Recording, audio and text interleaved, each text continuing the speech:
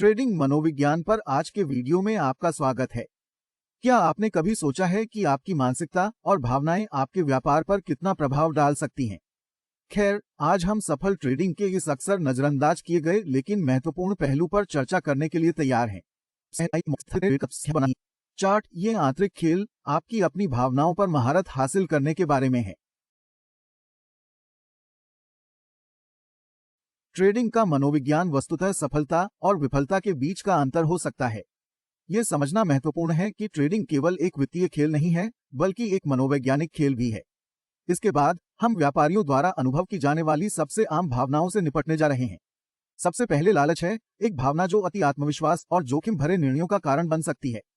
फिर डर है, जो आपको पंगु बना सकता है, जिससे आप लाभदायक अवसरों से चूक सकते हैं या आपको समय से पहले पदों से बाहर निकलना होगा।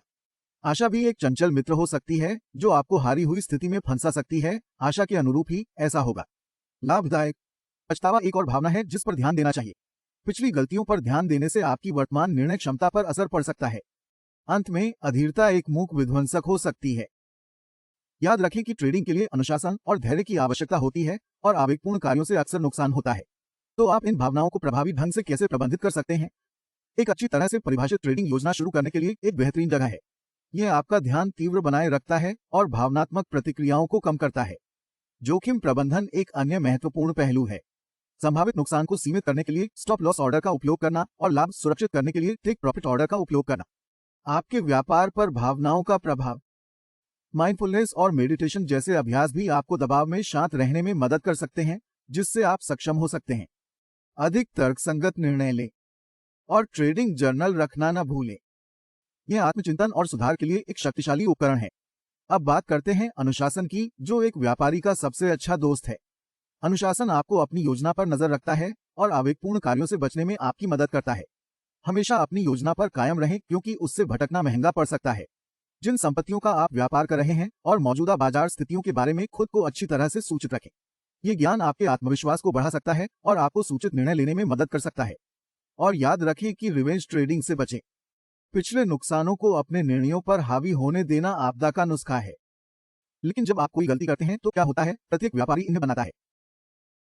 अंतर इस बात में है कि आप उनसे कैसे सीखते हैं। नियमित रूप से अपने जीतने और हारने वाले दोनों ट्रेडों की समीक्षा करने से आपको पैटर्न और क्षेत्रों की पहचान करने में मदद मिल सकती है।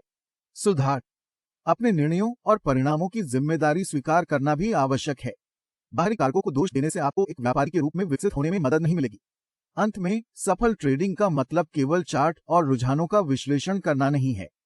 यह आपकी भावनाओं पर काबू पाने और सही मानसिकता बनाए रखने के बारे में है। अपनी भावनाओं को प्रबंधित करके, अनुशासित रहकर और अपनी गलतियों से सीखकर आप ऐसा कर सकते हैं।